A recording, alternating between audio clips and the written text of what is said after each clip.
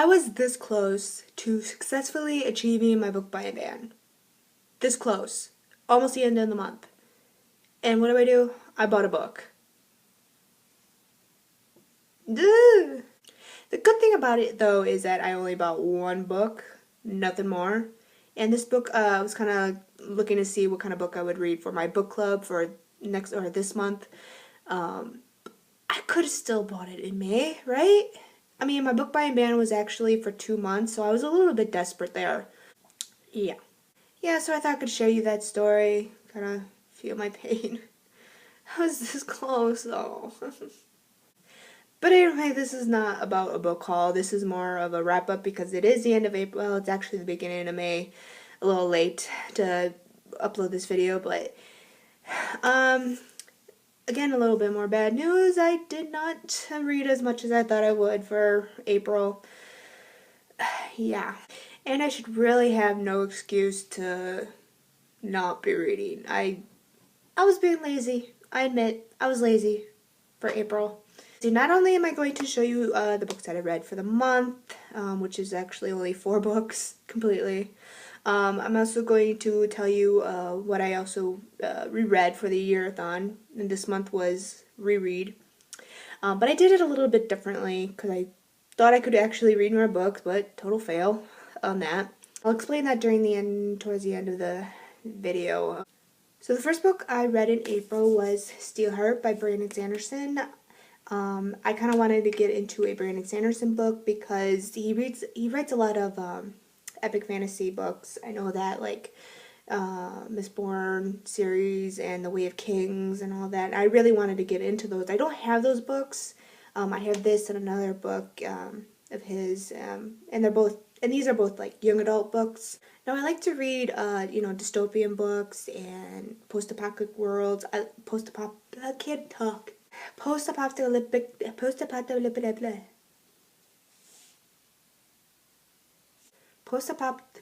can't say it now. Post-apocalyptic. There we go. Post-apocalyptic. Dystopian. Just say dystopian, Jen. They'll get what you're saying.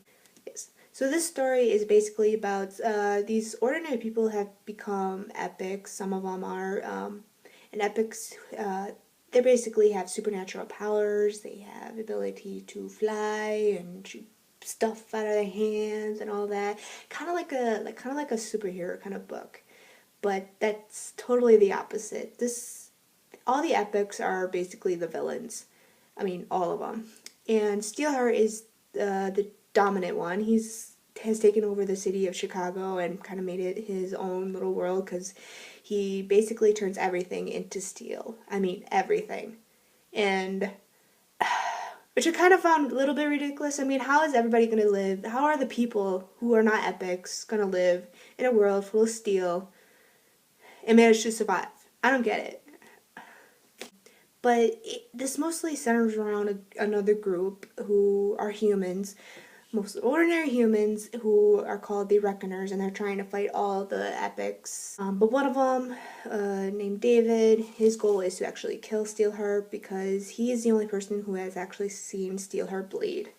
And he and the group are trying to figure out how that actually happened. So I did like the story, I admit. I wish there was a little bit more action-packed moments, I guess. I mean, it's not very big of a book, but it was a good story. I liked it. I gave it 4 out of 5 on Goodreads. I think the second book is actually coming out pretty soon. I think it's either like fall or September or either November. I don't know. I have to look it up, and I'll probably read that when that comes out.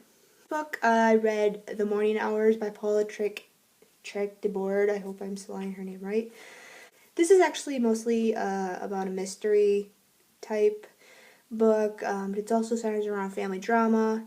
I did a review on this earlier in the month, so if you guys want to check it out, I'll put a link down in the descriptions if you guys are interested.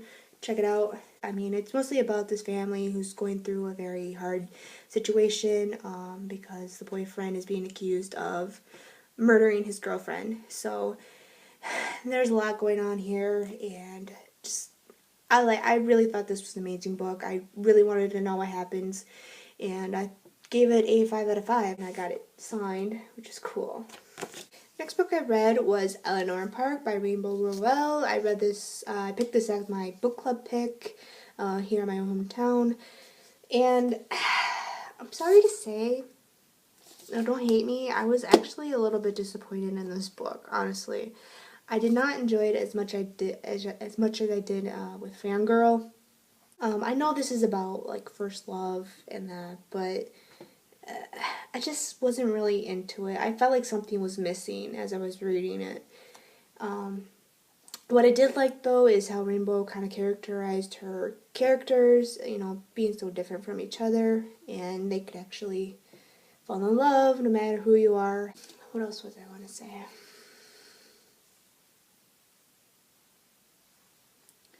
Kind of really didn't feel the emotion there, like the feeling between these two characters. I was like, yeah, I knew that something was missing, I just wasn't sure what it was. So I gave this book a 3.5 out of 5 stars, I think. I'm gonna have to look it up.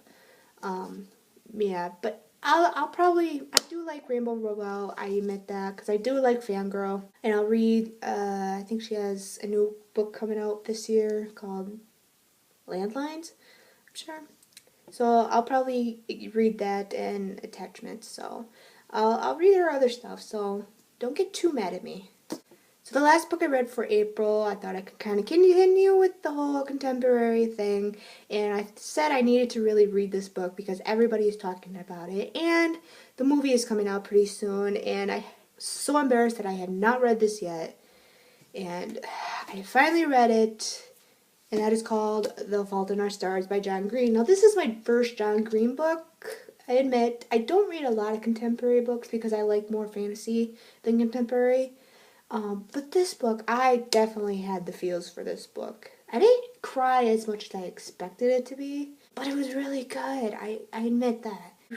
I don't think I really need to explain what this book is about. I mean, it's mostly, you know, these two people with cancer. That's pretty much, I think everybody knows what this is about. I do love the characters. I think they really belong with each other, and I mean, I like that it didn't talk about mostly cancer. This wasn't a cancer type of book. I mean, there's a lot of funny moments as well. So I give this 5 out of 5 stars. I really had the feels for this book. I was, oh. Okay, now for the ReReadathon, which is part of the year-a-thon that happened this month. I kind of did it a little differently, and by different, I mean I didn't really actually reread the book. I actually listened to it on audio instead, so I could actually listen to or read a lot more. That was actually a total fail, like I said earlier. So the books that I reread was the first 2 books of the Divergent series, because I wanted to get into Allegiant, because I haven't read that book yet. And, well, now I did, but I'll say that in the next month's wrap-up. It was actually a little bit of a total fail on this one as well, because I only listened to Divergent in the week of the ReReadathon, and 2 weeks later I read Insurgent, or not read, listened to Insurgent right after, so another little fail there. I am failing in everything. I mean, I loved it. I liked it as much as I did the first time I read it. I am definitely going to commit myself for next month to read a lot more. I don't care what the weather is. I don't care what distraction I'm going to get into. I am going to read. Like that. I'm definitely going to try to commit for next month's year-a-thon. And I will start by doing a TBR video of what I'm going to read, actually. So that is it for this video. I hope you, if you guys are still with me here, thanks for listening to me babble about my complaints for this month. That is it. Thanks for watching. Like if you liked this video or not. I don't mind. So I'll see you guys in my next video. Bye-bye.